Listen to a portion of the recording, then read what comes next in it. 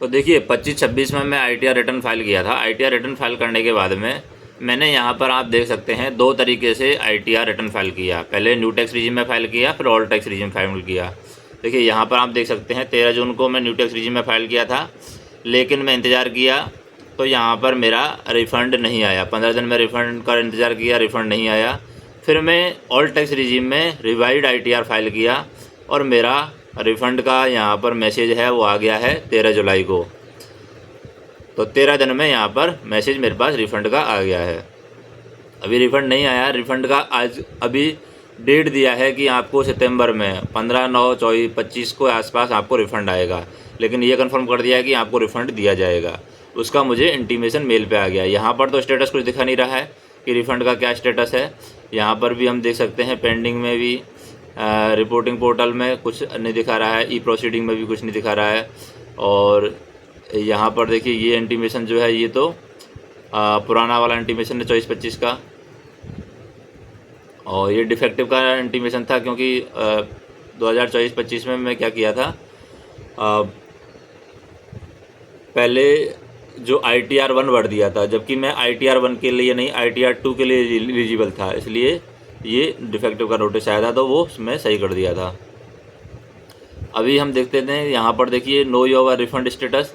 यहाँ पर हम देख सकते हैं कोई भी रिफ़ंड का स्टेटस मुझे यहाँ पर नहीं दिखा रहा है। 24-25 का करें हम, 24-25 का देख लेते हैं। देखिए 24-25 का तो यहाँ पर रिफ़ंड आपको मिल गया है 13 सितंबर 24 को। और यहाँ पर बैग जाएँ 25-26 का रिफ़ंड का स्टेटस यहाँ पर कुछ दिखा नहीं रहा है, लेकिन मुझे मेल आया है वो मैं आपको दिखा देता हूँ 25-26 का। देखिए यहाँ पर मेल है, यहाँ पर इसमें आप आराम से देख सकते हैं ये कब का मेल है।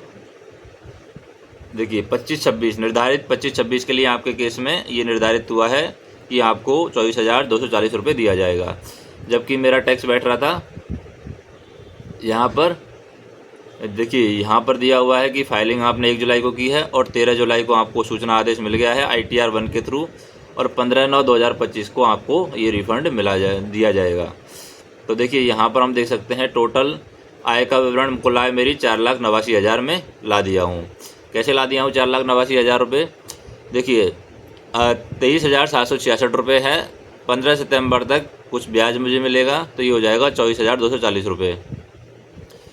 टोटल अमाउंट था 9,05,000 रुपये। 9,05,000 में से 1,50,000 स्टैंडर्ड डिडक्शन हो गया तो ये रह गया 8,55,000 रुपये। फिर 1,87,000 का मैं यहाँ पर होम लोन का इंटरेस्ट दिखाया हूँ, क्योंकि होम लोन का इंटरेस्ट का डॉक्यूमेंट्स मांगा था तो इंटरेस्ट होम लोन लिया हुआ है तो उसके हिसाब से होम लोन का इंटरेस्ट मांगा हूँ 1,87,000 का डिडक्शन। और फिर ये हो गया है 6,69,000 रुपये।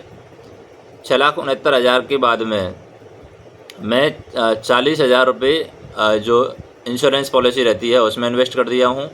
तो और 55,000 रुपये है, 55,800 रुपये ये CCD 1 में जो केंद्र सरकार NPS में कंट्रीब्यूशन करती है वो यहाँ पर डाल दिया हूँ, क्योंकि ऑल टैक्स रिजीम में वो ऑप्शन है CCD 1 का। और CCD 2 का है वो नियोक्ता के द्वारा यहाँ पर कंट्रीब्यूशन है वो 78,122 रुपये है। और 80D के थ्रू यहाँ पर कटौती है 5,000 रुपये की, ये भी मैं दिखा दिया हूँ। ठीक है, स्वास्थ्य बीमा में की, क्योंकि 5,000 रुपये का हम हेल्थ इंश्योरेंस के चेकअप का दिखा सकते हैं ऑल टैक्स रिजीम में। और इसके बाद में ये पेमेंट है 1,79,000 ये माइनस हो गया है तो 4,89,000 हो गया है। तो यानी 5 लाख से नीचे यहाँ पर ऑल टैक्स रिजीम में कोई ब्याज कोई भी आपको पैसा नहीं देना होता है, क्योंकि उसमें 3 लाख से 5 लाख के लिए कुछ पैसा लगता है। तो उस हिसाब से यहाँ पर कुल आय पर जो 11,980 रुपये हमारा टैक्स की लिमिट बैठ रहा है, तो यहाँ पर रिबेट मिल गया है पूरा का पूरा 11,980 रुपये का। तो ये पूरा का पूरा यहाँ पर हमें मिलने वाला है 23,766 रुपये। इसमें हम देख सकते हैं 474 रुपये है, 474 रुपये हमें ब्याज का मिलेगा और 24,240 रुपये हमें यहाँ पर कुल रिफ़ंड यहाँ पर मिलने वाला है। तो आप यहाँ पर देख सकते हैं कि आराम से ये 15 दिन में ऑन एन एवरेज 15 दिन में रिफ़ंड है। ये यहाँ पर रिफ़ंड के लिए मैसेज है वो आराम से आ गया है। ये एक्सपेक्टेड डेट है 15/9/2025 को।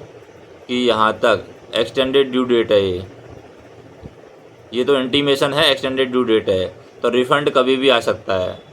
रिफ़ंड का सीक्वेंस नंबर लग गया है, रिफ़ंड है वो कभी भी आ सकता है। तो आप कमेंट करके बताइए कि आपको वीडियो कैसा लगा। अगर ITR फाइलिंग में कुछ दिक्कत आ रही है, आप जेन्युइन ITR फाइल करना चाहते हैं तो आप मेरे से कांटेक्ट कर सकते हैं।